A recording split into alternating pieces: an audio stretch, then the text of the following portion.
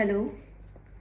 Hi, welcome to travel mishap. ये मेरा first YouTube channel है एंड फर्स्ट वीडियो है ऑन यूट्यूब।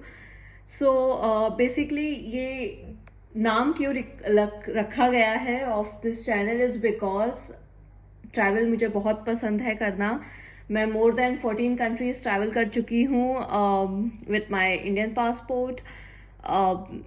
जितना मुझे ट्रैवल पसंद है उतना ही मुझे वीज़ा एप्लीकेशन प्रोसेस में प्रॉब्लम होती है and I don't like that process. And मैंने आज तक कभी भी कोई इशू फेस नहीं किया था वाइल ट्रैवलिंग। मैंने शेनिगन वीज़ा पहले अप्लाई किया था, मिडिल ईस्टर्न बहुत सारे वीज़ाज अप्लाई किए हैं, यूके वीज़ा अप्लाई किया है, थाईलैंड, सिंगापुर, बहुत सारे वीज़ाज मैंने अप्लाई किए हैं पास्ट में, कभी कोई इशू नहीं आया।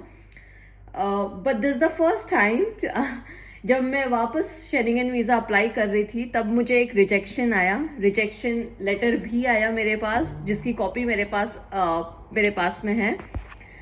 एंड पासपोर्ट मुझे रिटर्न हुआ और उसमें रिजेक्शन लेटर भी था और उसमें रीज़न ऑफ रिजेक्शन भी लिखा हुआ था। जब वो लेटर मेरे पास आया आई वॉज बिट कन्फ्यूज, क्योंकि मुझे रीज़न समझ में नहीं आया, क्योंकि मैंने सारे डॉक्यूमेंट प्रेजेंट किए थे, होटल अकोमोडेशन हो, ट्रैवल टिकट्स हो, ट्रैवल आइटनरी, कवर लेटर, जो भी मेरे डॉक्यूमेंट है, आइडेंटिटी डॉक्यूमेंट, सब कुछ बहुत अच्छी तरीके से मैंने दिया था। एज मैंने पहले भी बोला कि मैं 14 कंट्रीज ट्रैवल कर चुकी हूँ, नंबर ऑफ टाइम मैंने वीज़ा अप्लाई किया है, कभी कोई इशू नहीं आया। दिस द फर्स्ट टाइम जब मुझे इशू आया है। तो ये फर्स्ट टाइम मुझे ये लेटर मिला एंड देन जब मैं ये लेटर मैंने फर्स्ट टाइम देखा, मेरा इंस्टेंट रिएक्शन यही था, ओ गॉड, 1 मंथ में मेरा ट्रैवल है एंड अब मेरे पास वीज़ा नहीं है। और इसके जो रीज़न लिखे थे मुझे वो भी रीज़न समझ में नहीं आए थे फर्स्ट गो पे, और इसके रिगार्डिंग यूट्यूब पे बहुत ही कम इंफॉर्मेशन है। इसलिए मैंने सोचा कि एटलीस्ट 2 या 3 वीडियोस मैं बनाती हूँ जिसमें मैं डिटेल में सारे पॉइंट्स 1 बाय 1 कवर करूँगी, सो दैट जब अगर सपोज किसी को वीज़ा रिजेक्शन आता है तो उसको समझ में आए कि एग्जैक्टली उसको करना क्या है। क्योंकि द थिंग इज, जब मुझे वीज़ा रिजेक्शन आया और उसके ऊपर मैंने वर्क किया और मैंने सबमिट किया और उसके बाद वो अप्रूव हो गया अपील के प्रोसीजर में। द थिंग इज, जब वो लेटर आया एंड देन मैंने फाइंड आउट किया कि एक्चुअल रीज़न क्या है। मेरा पॉइंट नंबर 10 पे रिजेक्शन आया था, ओनली पॉइंट नंबर 10 पे, बाकी किसी भी पॉइंट पे नहीं आया था।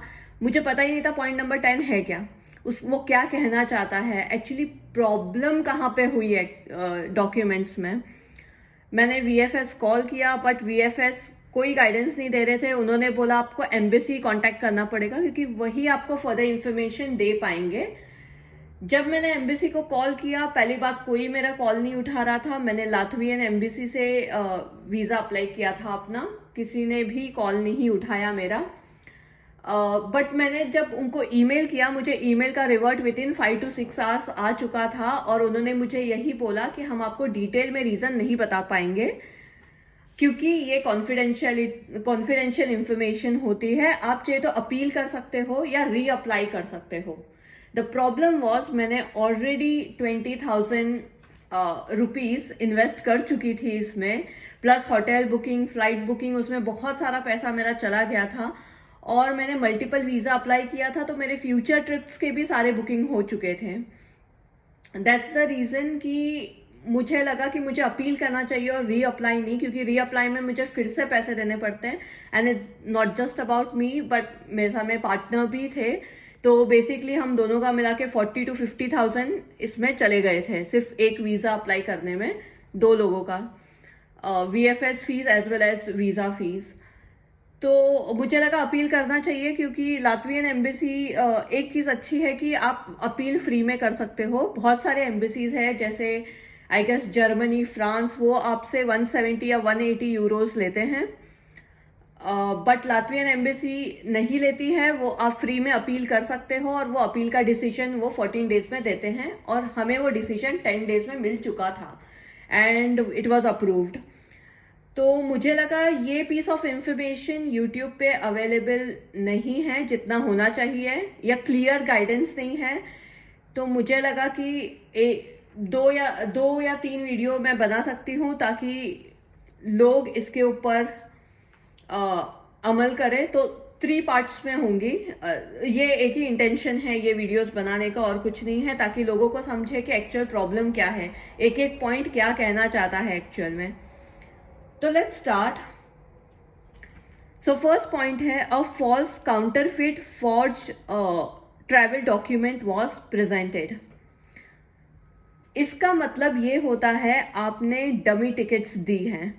बहुत सारे बार जब आप एजेंट के थ्रू करवाते हैं तभी इस तरीके से चीजें होती हैं कि वो आपका होटल बुकिंग जो होता है वो डमी करा के दे देते हैं, या फ्लाइट बुकिंग। बहुत सारे हैं जो 2000 INR लेके एक डमी फ्लाइट टिकट आपको बना के देते हैं, क्योंकि एक्चुअल फ्लाइट टिकट बहुत कॉस्टली होती है।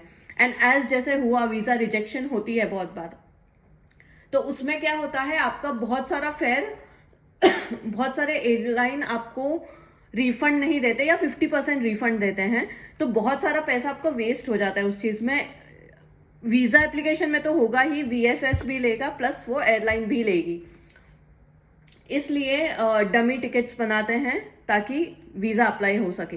तो वो चीज वो कंफर्म करते हैं बैकएंड से। ये मैं आपको बताना चाहूंगी, ये प्रीवियसली भी ऐसा हुआ है जब मैंने ऑस्ट्रियन एम्बेसी से करवाया था, तो आई नो कि वो लोग बैकग्राउंड में वेरिफिकेशन डेफिनेटली करते हैं। हो सकता है कोई कोई कंसल्टेंट ना करता हो या जो वहां पे बैठे हैं, बट ये चीज का बहुत ध्यान रखिए, वरना इसके ऊपर क्लिक हो जाएगा। या सपोज आपने जो डॉक्यूमेंट्स दिए हैं आपके आइडेंटिटी के वो फ्रॉड हैं, या हो सकता है कि आपने होटल बुकिंग फ्रॉड दिखाई हो, तो वो इस पॉइंट में कवर होता है। सेकेंड पॉइंट ये है, justification for the purpose and condition of the intended stay was not provided, which means जो आपने justification दिया है, आपको हमेशा एक justification देना पड़ता है। आप ट्रैवल के लिए जा रहे हो, टूरिज्म के लिए, या बिजनेस के लिए जा रहे हो, या स्टडी के लिए जा रहे हो, आपका वो बहुत क्लियर होना चाहिए। कंडीशन ऑफ इंटेंडेड स्टे का मतलब होता है आप स्टे कहाँ पे करने वाले हो, वो बहुत क्लियर होना चाहिए। क्या आप होटल में स्टे करने वाले हो, या रिलेटिव के यहाँ पे स्टे करने वाले हो, फ्रेंड्स एंड फैमिली के यहाँ पे स्टे करने वाले हो, ये चीज, या आप स्टूडेंट एकोमोडेशन में स्टे कर रहे हो, अगर आप स्टूडेंट हो तो ये क्लियर होनी चाहिए। तो ये कहना चाहता है सेकेंड पॉइंट।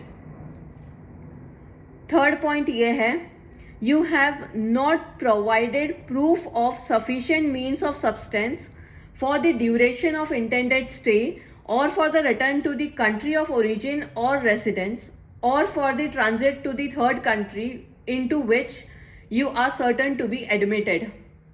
इसका मतलब ये है, मीन्स ऑफ सब्सटेंस बेसिकली ये होता है कि आपका जो बैंक बैलेंस है वो सफिशिएंट नहीं है बेसिकली,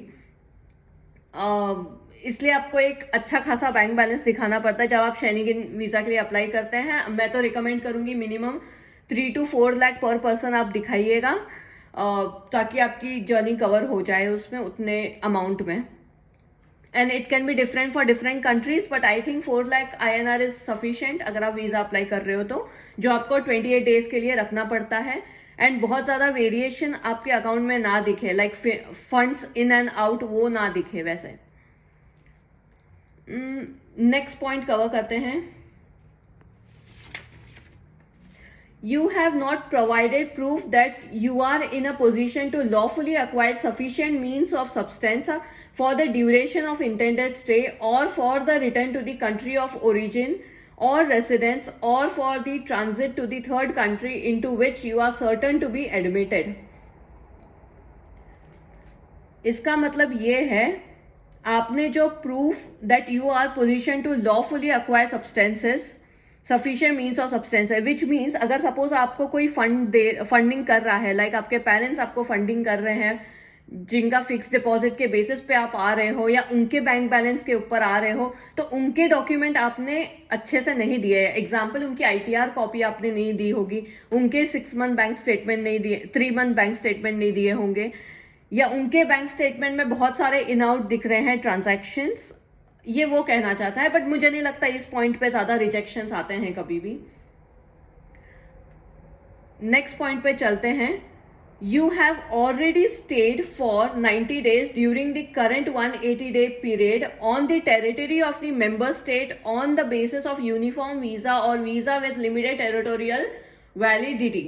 इसका मतलब ये है पास्ट में सपोज आप जैन से लेके जून के लिए अप्लाई कर रहे हैं और आपने बोला है कि आपको चाहिए वीजा, सपोज आपको चाहिए वीजा 90 डेज के लिए, but the thing is with in 1 year, आप लास्ट ईयर आपने पहले ही 90 डेज कवर कर लिया होगा, बट ये भी चांसेस काफी कम है रिजेक्शन के, तो इस पे ज्यादा बात नहीं करते हैं हम. 6th पॉइंट ये है, an alert has been issued in the Schengen information system for the purpose of refusing entry by dash member state, which means आपने किसी भी एक शेनिगन कंट्री में अनलॉफुल कुछ कोई चीज की है, कोई क्राइम किया है या कोई अलर्ट इश्यू हुआ है उनके सिस्टम पे. अब ये भी ये बेसिकली टेररिस्ट के अगेंस्ट या फिर ऐसे उनके अगेंस्ट होती है, ये भी कॉमन पॉइंट नहीं है, तो इस पे भी ज्यादा बात नहीं करेंगे. 7th पॉइंट ये है, 1 or more member state consider you to be a threat to public policy or internal security. ये पॉइंट भी इतना वैलिड नहीं है क्योंकि अगेन मुझे नहीं लगता इसके ऊपर रिजेक्शन किसी को आते होंगे. अब हम एक काम करते हैं, जिस पॉइंट पे रिजेक्शन ज्यादा आने वाले हैं वो पार्ट 2 में कवर हो रहे हैं अनफॉर्चुनेटली, जो है पॉइंट नंबर 10 एंड 12. हम इस वीडियो को यहीं पे कट करते हैं एंड देन पार्ट 2 स्टार्ट करेंगे. Thank you.